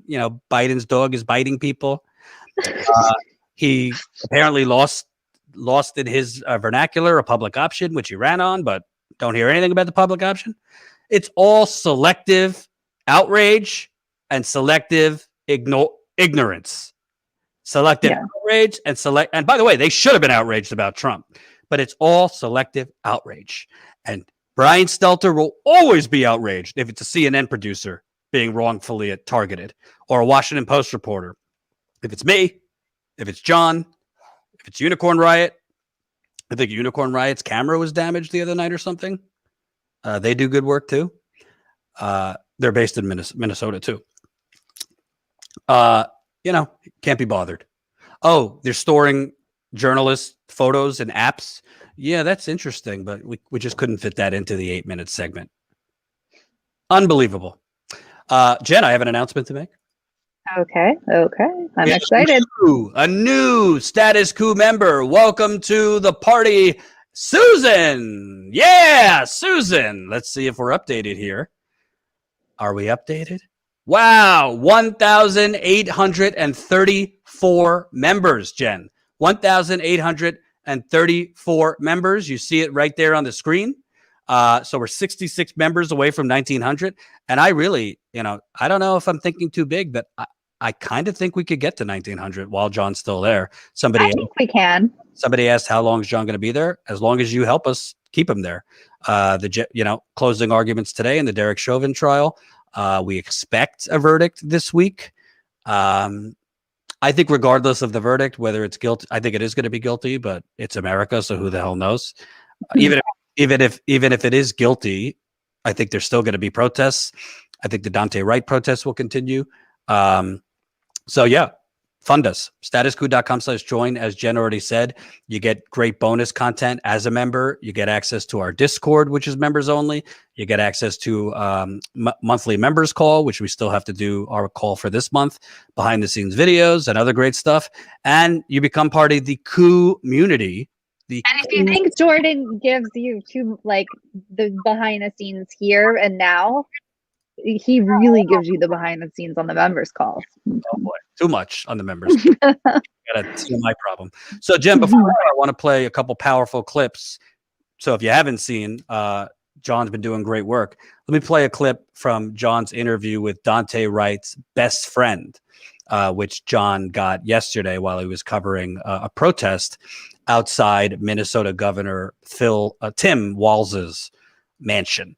So protesters gathered outside of Tim Walz's mansion, and John got a really, I think, powerful moment with Dante Wright's best friend. Let's take a look. A dull moment with him, bro. I'm just blessed for the time I had with him. So these are Dante's best friends. Tell us why you're here, and then maybe tell us a little bit about Dante. I'm here to support my best friend because it's still gotta change, bro. Like, he didn't deserve this. He was a great person. Like, he was the life of the party. It was never a dull moment with him, bro. Like, I'm just blessed for the time I had with him. What was some of the things that Dante loved to do? Play basketball, play Madden, play 2K, play video games. He likes to rap. He always wanted to go to the studio. How much did he love his son? A lot. Great father, I'm sure. Man, you don't know how much he loved it. I'm sure it was his life, everything. Everything he did was for him, bro. Like, after he had his kid, bro, that's all he was doing was trying to. He need money for his son, bro. He's trying to get him that money for his son. Like, he's making stuff happen, bro. Like, I'm sorry for the loss of son here.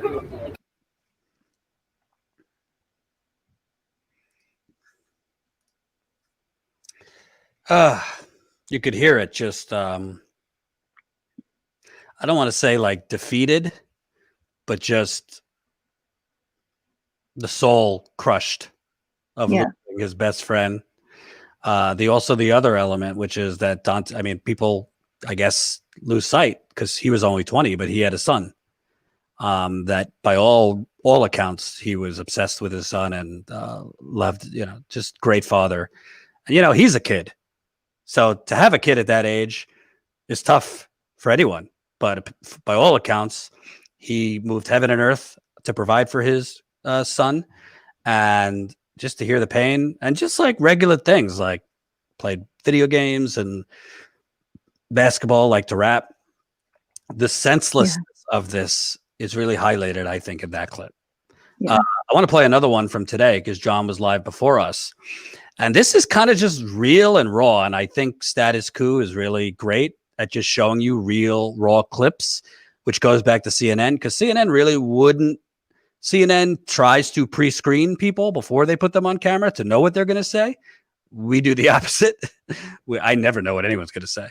Thank you, Deborah. Which could be good and could be bad. So let's show you this guy's clip because I think this man was probably speaking for, a lot of people, particularly black people who feel this way, which is, what is justice? I don't even know what that means. Let's take a look at this.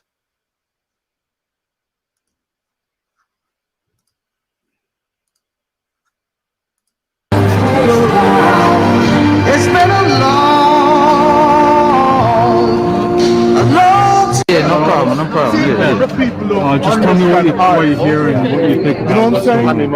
Personally, I'm here as a black man in America, understanding. So change gonna come, man. For real, honestly, it's been too long of a fight for us as people. Fight ain't over. And in all honesty, I don't see any change truly coming from this case. I don't see it coming from Dante Wright's case. I don't see it coming from any court case, to be honest, because justice is not real, not in the sense of systematically. Justice is not real. We won't find it in the courtroom. In fact, where do you think it will take? I spoke to someone in the media earlier. To be honest, I don't know what change is. I don't think anyone truly. I'm not changed, but I don't think anyone truly knows what justice is at this point. I haven't met you yet. Your photo. We felt justice, or what we quote unquote call justice, as far as prison for crimes and shit like that. But we've noted, we've seen, anytime that I have one of those cases. The justice system is in cahoots or in any way to be put up for justice or to have to serve justice, it never happens. It never happens. Like, even if the charges, the charges minimized, where they might feel as justice. Oh, he was arrested. He was charged with this, and it's never the sense of what really happened. It's no first-degree murder. You know what I mean? So anything being fought for inside of that courthouse besides first-degree murder is not justice, man. They're gonna have to deal with the consequences of it. You know what I'm saying? And it's sad to say that the people are revolting against the system, but it's not a racial thing anymore. It's not a racial thing anymore. It's people against the people. It's the people against the system that's set up for us to lose or for us to kind of just shit in our faces, bro. You know what I'm saying? Yeah. It's always a slap in the face. It's always a slap in the face. You have so many people out here for this cause. It's been a year now. Everybody's been out here for this cause for a whole year now. And before a conviction happened, you got the same thing happen, So, do you have a message for President Biden? A message for President Biden? Oh shit, that's kind of major. Honestly, man, just to be honest, completely for Biden, I say you have to open your eyes, man. You have to open your eyes and realize this ain't racial no more. This ain't racial anymore. It's the people against the people, and I'm not going to consider the justice system not people, you know what I'm saying? It's the people against the people. And as long as it's that, we'll never have justice. We'll never have the answers that we're looking for. We don't have one voice for the people out here, and we don't have one voice for the people in there. It's going to be something that has to be. It's a long overdue process, man. Yeah. It's a long overdue process, and you have a lot of hurt people dealing with it. Right now, it's the family of George Floyd. It's the families of plenty of people across America going through the same thing. Yeah. It's just not the same. It ain't nationally viewed, you know? Right. It's not all nationally viewed. If all this shit was on a national basis, you will see it. You'll see how much of it's going on. You'll see how much of the hurt is happening every day. Yeah, every day. And it's not just us as blacks. I hate to say it. It's not just us as blacks. You out here with this camera being supportive of us. Mm-hmm. You're subdued to it. You're subdued to it. Absolutely. Him in this wheelchair is subdued to it. Whatever they want to come out here. If they let those dogs go, that dog ain't gonna discriminate against him or me. That dog gonna jump on this man because he's one more.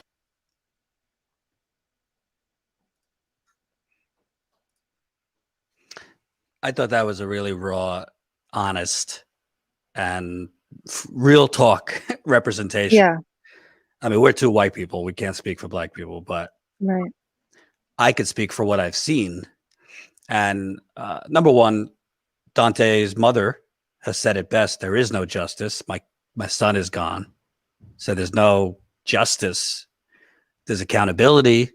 But I think what he's saying, and I also agree with, is even if you get Derek Chauvin guilty, is that necessarily going to lessen the chances of police tomorrow doing a similar thing in another city?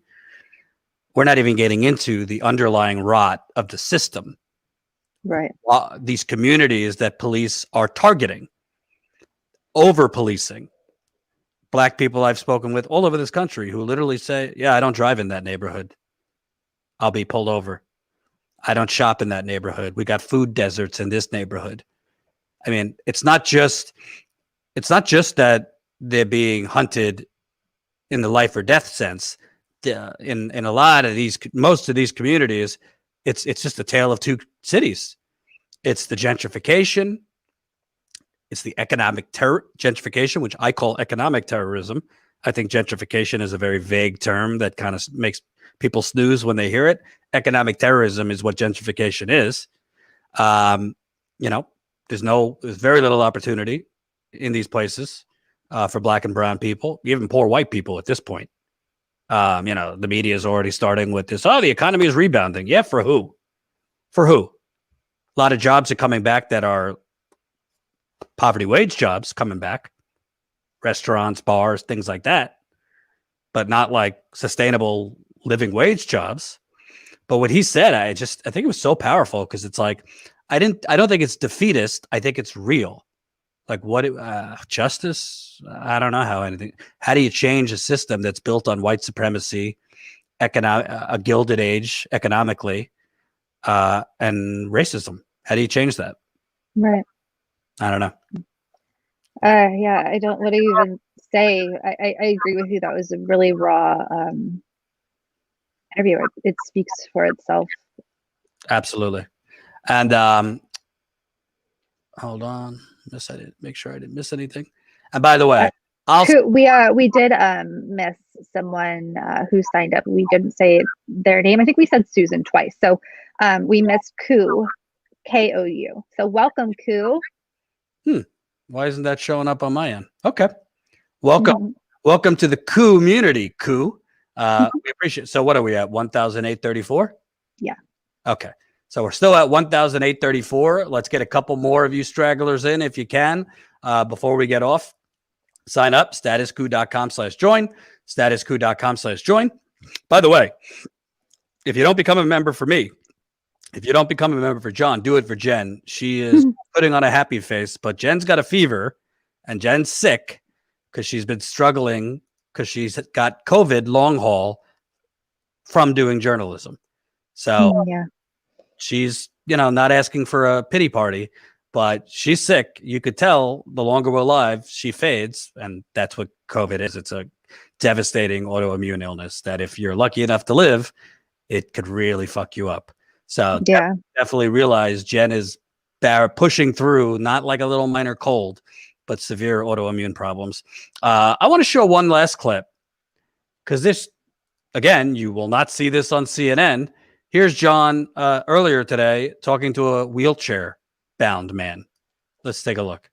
You have the long version because there's 2 versions. I have a 6-minute one.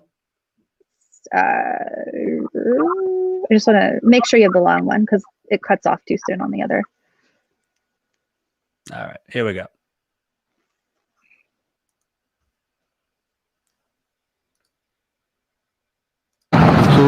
Him in his wheelchair is due to whatever they want to come out here. If they let those dogs go, that dog ain't gonna discriminate against him or me. That dog gonna jump on this man because he's more vulnerable than I am. They let my chair over. Yeah, they I had to do charge. The police, Minneapolis police, with me in it. I got the video.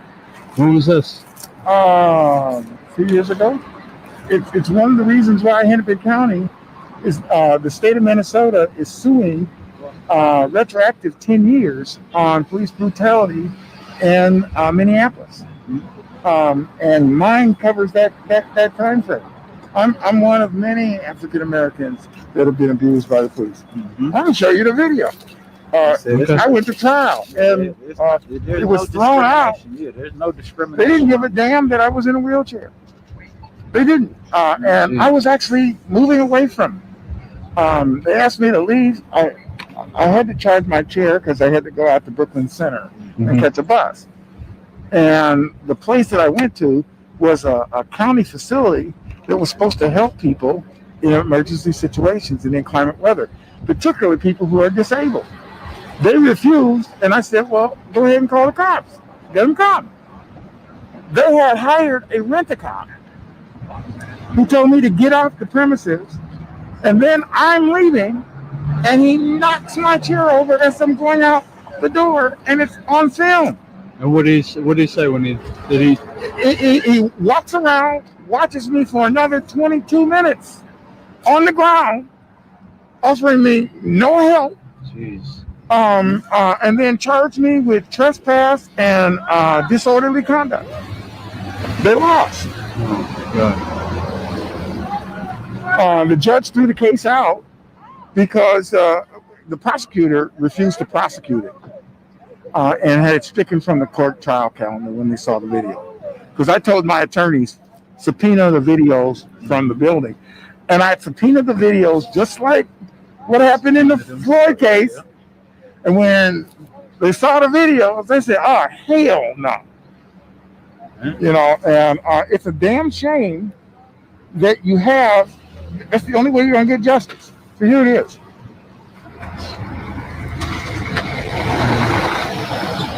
Okay, there's 3 of them. There's 1. This is 1. No, that's not good. Let's get that. May I ask you your thoughts about the Floyd case? Yeah, it's representative of the only way we're getting justice. If there's going to be any justice, Right. we have to have video and sound. And this is the natural evolution of the Rodney King beating in California. How many years ago? In the 90s? 30 years ago. And now it is as bad as George Floyd is getting the presidential treatment. We haven't seen a witness on film like this since the Zapruder film and Kennedy's killing. I mean, even the filming of Reagan's shooting wasn't this detailed. You saw his eyes closed. You saw the man die in front of you. You saw the crowd reacting to the inhumanity of these monsters. This isn't justice. This is brutality at the hands of police in a uniform with unfettered power over the use of deadly force. This is what it is. 30 years is. 30 years. Yeah, I mean, 1991. And we wouldn't have, Rodney King. we would not have justice if it hadn't been for the Rodney King situation. You see, me and him, this is what started me and him today. See, he's got justice on his mind. And I just don't see justice of it at all. I just don't see justice. Here it is. And that's what This is what I'm talking about. See, I'm 18 minutes into this cable. You will see where it is. Watch. Down at the bottom, the door opens up. Here I am being thrown out of my wheelchair, coming out the door. You'll see it down at the bottom of the screen.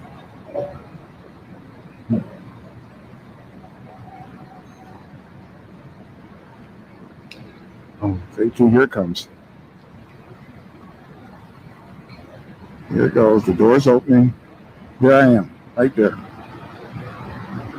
There's the cop.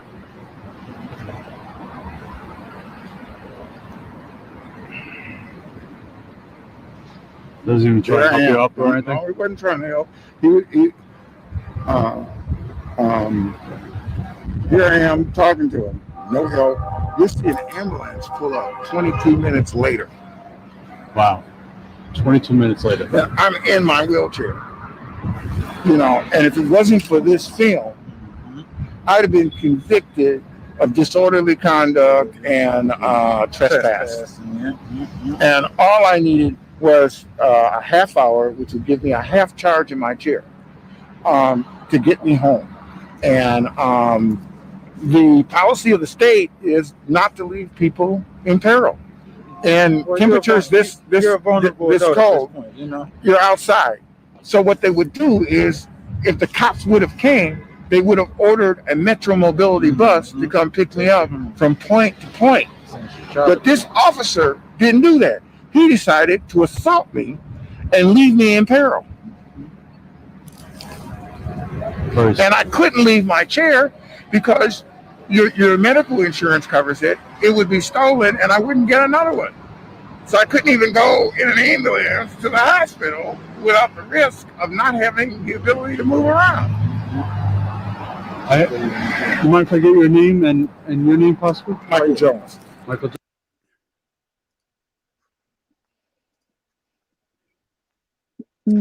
That's what I'm trying to say. Obviously, we're seeing, we're seeing the worst of it, which is these killings. But the police are out of control on a daily basis, even when they're not killing black people. Yeah.